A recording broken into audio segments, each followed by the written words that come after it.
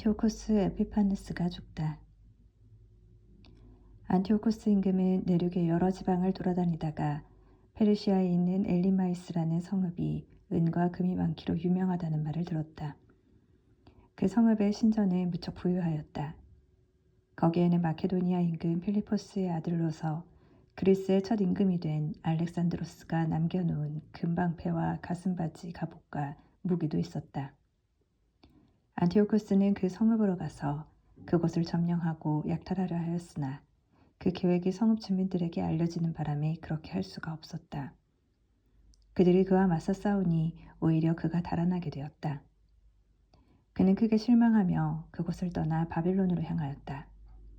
그런데 어떤 사람이 페르시아로 안티오코스를 찾아와서 유다 땅으로 갔던 군대가 패배하였다고 보고하였다. 강력한 군대를 이끌고 앞장서 나아갔던 리시아스가 유다인들 앞에서 패배하여 도망치고 유다인들이 아군을 무찌르고 빼앗은 무기와 병사와 많은 전리품으로 더욱 강력해졌다는 것이다.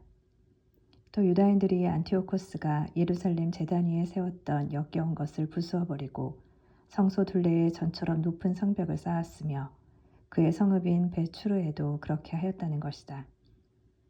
이 말을 들은 임금은 깜짝 놀라 큰 충격을 받았다. 그리고 자기가 원하던 대로 일이 되지 않아 실망한 나머지 병이 들어 자리에 누웠다. 그는 계속되는 큰 실망 때문에 오랫동안 누워있다가 마침내 죽음이 닥친 것을 느꼈다. 그래서 그는 자기 벗들을 모두 불러놓고 말하였다. 내 눈에서는 잠이 멀어지고 마음은 근심으로 무너져 내렸다네. 나는 마음속으로 이런 생각을 했네.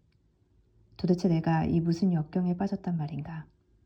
내가 이 무슨 물살에 휘말렸단 말인가?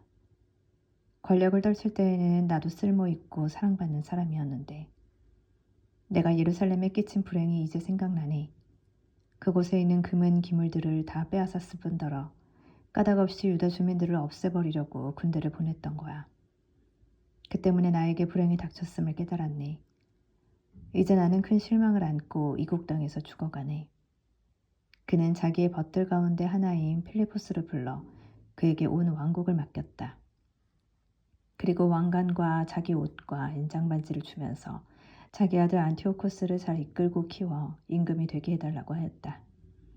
안티오코스 임금은 그곳에서 149년에 죽었다. 리시아스는 임금이 죽은 것을 알고 자기가 어릴 때부터 키워온 안티오코스 왕자를 그 뒤를 이어 임금으로 세우고 그 이름을 에우파토르라고 하였다. 예루살렘 성체를 포위하다. 한편 성체에 있던 자들은 성소 주변에서 이스라엘인들을 가로막고 온갖 못된 짓을 꾀하며 이민족들을 지원하였다. 그래서 그들을 없애버리기로 작정한 유다는 그들을 포위하려고 온 백성을 불러 모았다.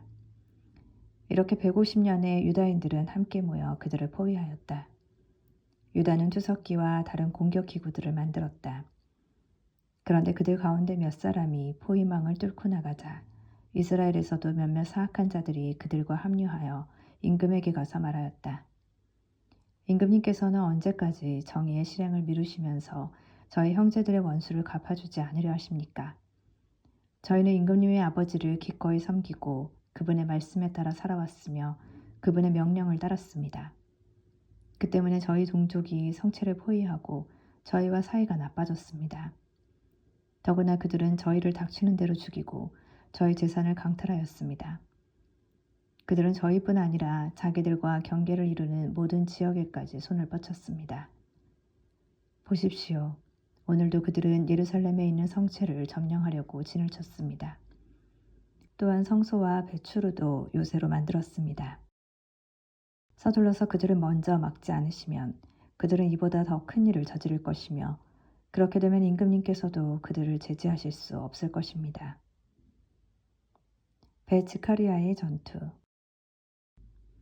이 말을 듣고 임금은 화가 나서 자기의 버신 군대 장수들과 기병대 장수들을 모두 불러 모았다. 다른 여러 나라와 바다의 여러 섬에서도 용병들이 그에게 왔다. 그의 군대 수는 보병 10만, 기병 2만, 그리고 전투에 익숙한 코끼리가 32마리였다. 이들은 이두메아를 지나 베추르를 향하여 진을 치고 여러 날 동안 싸우며 공격 기구들을 만들었다. 그러나 유다인들도 나가서 그 기구들을 불태우며 용감하게 싸웠다. 유다는 성체를 떠나 임금의 진영 맞은쪽 베츠카리아에 진을 쳤다. 그러자 임금은 아침 일찍 일어나 급히 군대를 이끌고 베츠카리아로 가는 길을 따라 진군하였다. 그의 군대는 전투대열을 갖추고 나팔을 불었다. 또 코끼리들을 잘 싸우게 하려고 포도즙과 오디즙을 보여 자극시키고 나서 그 짐승들을 전열에 나누어 배치하였다. 그들은 코끼리마다 쇠사슬 갑옷으로 무장하고 머리에는 청동 투구를 쓴 보병 1000명을 배열시켰으며 또 코끼리마다 정예 기병 500명도 배치하였다. 코끼리가 있는 곳에는 어디나 기병들이 먼저 가 있었고 코끼리가 이동하면 함께 이동하여 코끼리를 떠나는 일이 없었다. 코끼리 등에는 단단한 나무탑을 얹어 덮고 그것들을 특별한 기구로 고정시켰다. 나무탑에는 전투를 벌이는 군대의 병사 4명과 인도 사람 하나가 타고 있었다.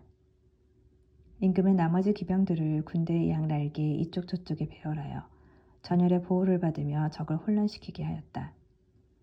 태양이 금과 구리로 된 방패들을 비추니 타오르는 횃불처럼 산들이 번쩍였다. 임금의 군대가 일부는 높은 산에 일부는 평지에 퍼져 당당하고 질서정연하게 전진하였다. 그 수많은 군사의 고함 소리와 행진 소리 그리고 무기가 부딪히는 소리를 듣고 사람들은 모두 떨었다. 그 군대는 실로 매우 크고 강하였다. 그러나 유다와 그의 군대가 다가가 싸우자 임금의 군대에서 병사 600명이 쓰러졌다. 하우아란이라고 하는 에라자르는 코끼리들 가운데 임금의 갑옷으로 무장하고 다른 어느 코끼리보다 큰 코끼리를 보고 거기에 임금이 타고 있으리라 여겼다. 그는 자기 백성을 구하고 제 이름을 영원히 남기기 위하여 목숨을 바치기로 하였다. 그가 용감하게 전열 한가운데로 뛰어들어 오른쪽과 왼쪽에 있는 자들을 쳐 죽이자 적이 양쪽으로 갈라졌다. 그는 코끼리 아래로 들어가 그것을 밑에서 찔러 죽였다. 그러나 코끼리가 자기를 덮치며 땅에 쓰러지는 바람에 그도 그 자리에서 죽었다. 유다인들은 임금의 군대가 강력하고 그 사기가 높은 것을 보고 그들에게서 물러났다. 베추르가 점령되고 시온이 포위되다. 임금의 군대 일부는 유다인들을 쫓아 예루살렘으로 올라오고 임금 자신은 유다 땅과 시온산을 향하여 진을 쳤다. 그때 그가 베추르 주민들과 화친을 맺자 그들이 성읍에서 나왔다. 이 땅에서 안식년을 지내느라고 양식이 없어서 더 이상 포위를 버텨낼 수 없었기 때문이다. 임금은 베추르를 점령하고 그곳에 지킬 수비대를 두었다. 그리고 여러 날 성수 앞에 진을 치고 그곳에 공격탑들과 공격기구들, 곧 분화기와 투석기, 그리고 화살을 쏘는 기구와 돌팔매 도구를 가져다 놓았다. 유다인들도 공격기구들에 대항하는 기구들을 만들어 여러 날 싸웠다. 그런데 그 해는 7째 해인데다가 이민족들에게서 유다로 피난온 이들이 남은 저장 식량까지 다 먹어버렸기 때문에 곳간에는 양식이 떨어졌다. 그리하여 굶주림을 더 이상 견딜 수 없게 되자 그들은 저마다 제 집으로 흩어져 가고 성소에는 몇 사람만 남았다. 안티오코스가 화친을 제의하다. 한편 리시아스는 이러한 보고를 들었다. 안티오코스 임금이 죽기 전에 필리포스에게 자기 아들 안티오코스를 키워 임금으로 세우라고 분부하였는데 이 필리포스가 임금과 함께 출정하였던 군대를 이끌고 페르시아와 메디아에서 돌아와 정권을 잡으려고 한다는 것이었다. 그래서 리시아스는 급히 철군하기로 작정하고 임금과 군대 지휘관들과 병사들에게 말하였다. 우리는 날이 갈수록 약해지고 양식도 얼마 남지 않았을 뿐더러 우리가 포위하고 있는 저곳은 매우 튼튼합니다. 게다가 우리는 나라 일까지 수습해야 합니다. 그러니 이제 저 사람들과 화해하고 그들과 또 그들의 온 민족과 화친을 맺읍시다. 그리고 그들이 전처럼 자기들의 관습대로 살아가도록 해줍시다. 우리가 저들의 율법을 폐기하였기 때문에 저들이 화가 나서 이 모든 일을 한 것입니다. 이 제안이 임금과 장수들의 마음에 들었다.